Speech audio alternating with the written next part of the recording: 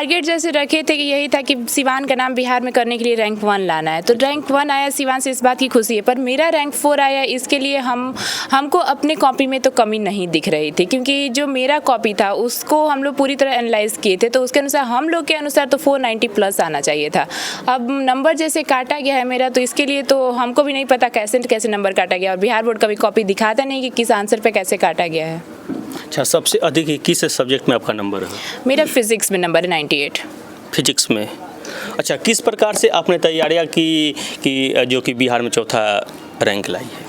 Sir पहले तो तैयारी करने के लिए हम NCERT बुक पढ़ते थे और कोचिंग के नोट्स, बस इसके अलावा हम और कुछ नहीं पढ़े हैं। तो हम लोग के कोचिंग में जो भी चैप्टर खत्म होते थे उसके चैप्टर वाइज टेस्ट कराए जाते थे। फिर हर मंथली टेस्ट, जितना सिलेबस कवर हुआ है पूरा से, मंथली टेस्ट में हम लोग का ऑब्जेक्टिव प्लस सब्जेक्टिव दोनों रहता था।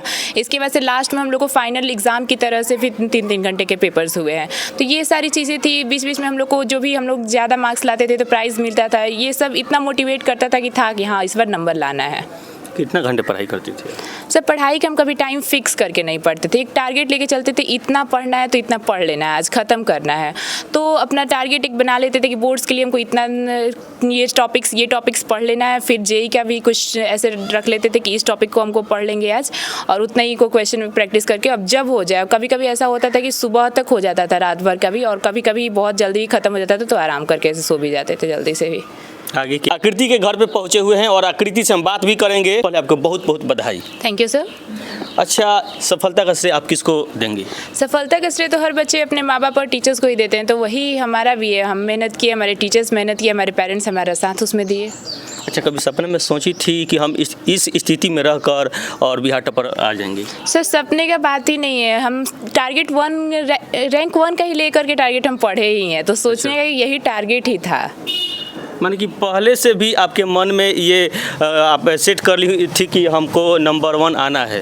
सर बिना टारगेट बड़ा रखे तो कोई कुछ कर भी ना सकता। आज तक कोई टॉपर निकला हो तो ये बोल ही नहीं सकता कि हम नहीं गेस किए थे। हर कोई वही टारगेट लेकर के पढ़ा है, तो हमारा भी टारगेट रैंक 1 का ही था और रैंक 4 आया।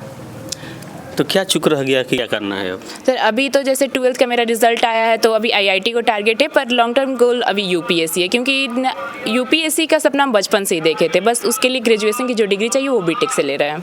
अच्छा, बच्चे ज़्यादातर UPSC नीट में ज़्यादा जोर क्यों दे रहे हैं? आजकल हर फील्ड में हम लोग ये कंपटीशन जो हो रहा है, उससे बच्चे ये भी एक दिखा सकते हैं ना कि हमारे पास जो कैपेबिलिटी है वो कंपटीशन वाले एग्ज़ाम से ही हम लोग दिखा पा रहे हैं। हम लोग अगर नॉर्मल एग्ज़ाम्स में पढ़ रहे हैं, वैसे ही कर रहे हैं, तो किसी को ना हमें अपनी एबिलिटी का पता चल रहा है ना किसी और को, ना ही हम अपनी एबिलिटी को उतना यूज़ कर पा रहे हैं। तो अपनी एबिलिटी को पूरी तरह से यूज़ करने के लिए हम लोग कॉम्पिटिटिव एग्ज़ाम्स की तरफ ही ज़्यादा जा रहे हैं।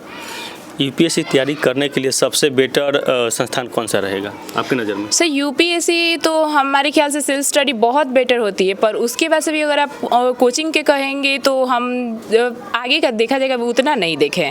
पर फिर भी जैसे हम कुछ यूट्यूब चलाते हैं, तो उसमें देखे हैं जैसे IAS दृष्टि है, विज़न IAS है, इन सारे चीज़ों को देखे हैं, तो मे भी उनका ऑनलाइन कोर्स ले लें, पर ऑफलाइन नहीं जाएंगे। यानी कि दृष्टि IAS के जो कि संस्थापक या जो भी कहें विकास दिव्य कीर्ति से सर हैं, उनसे कितना प्रभावित हैं आप? सर उनके थॉट्स और उनके पढ़ाने का तरीका हमको इतना अच्छा लगता है कि हमको लगता है कि उनका ऑनलाइन कोर्स भी हम लेकर के पढ़ लें तो वो हमसे हो जाएगा पूरा। माता पिता कितना सपोर्ट किए हैं अभी तक?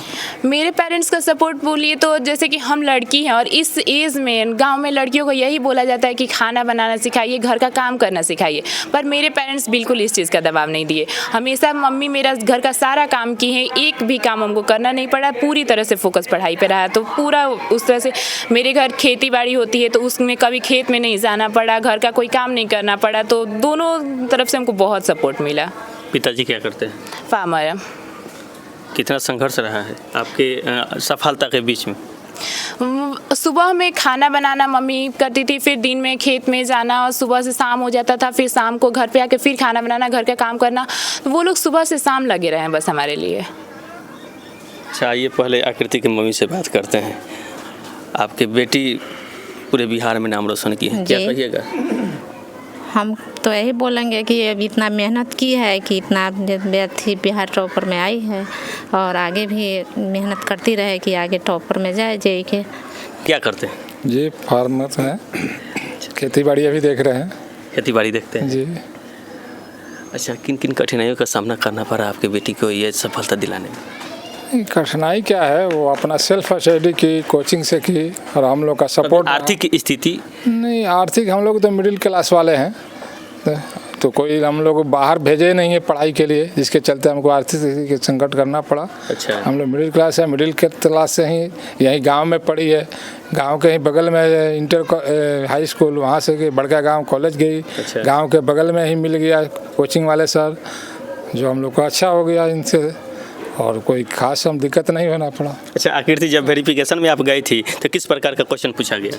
वेरिफिकेशन में जैसे कि लिटरेचर का अगर आप बात करें हिंदी इंग्लिश में, तो वो लोग हमारा उस नॉलेज उस सब्जेक्ट पे बस पकड़ देख रहे थे, पर और सब्जेक्ट्स में हमारी कॉपी को पलट करके जो हम लोग आंसर लिखे थे उसी में से कुछ क्वेश्चंस या तो पूछ भी ले रहे थे और बोले थे लिखने के लिए भी। अच्छा, रफ कॉपी दे रहे थे, उसी पे हम लोग को लिखना रह रहा था। कुछ टफ क्वेश्चंस वहाँ पे? नो सर, टफ क्वेश्चंस नहीं थे। जैसे कि इंग्लिश में सिंपली वो बोल दिए, जॉन डॉन गो को कैसे लिखे थे, वो स्पेलिंग लिखने के लिए, क्योंकि अधिकतर बच्चे गो को GO लिख देते हैं, जिसमें लेकिन ओल्ड इंग्लिश के अनुसार GOE होता है, और वही सही था वहाँ पे।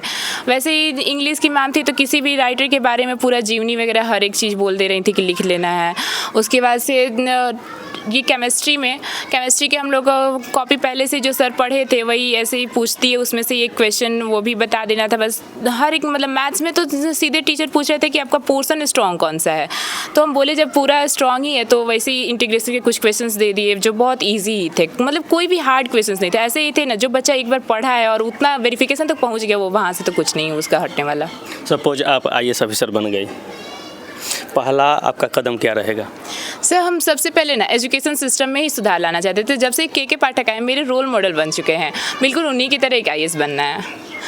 जिस तरह से उनके कारण से इस बार एजुकेशन सिस्टम में हुआ है, हमको हर बार लगता था कि सिवान के एजुकेशन सिस्टम में दिक्कत है या बच्चों में दिक्कत है, क्या है कि सिवान से रैंक 1 नहीं आया था, पर इस बार जो रिजल्ट आया इस पर हमको विश्वास हो गया ना कि अगर एक IAS ऑफिसर चाहे तो कुछ भी कर सकता है। आप IAS ऑफिसर बन गई, उसके बाद से जो कि शपथ ग्रहण भी कर ली, अब आप सही तरीक़ा से कर्तव्य का निर्वहन कैसे करेंगी? सही तरीके से बस यही कि हर एक चीज़ में अपनी ईमानदारी से सारी चीज़ें करेंगे।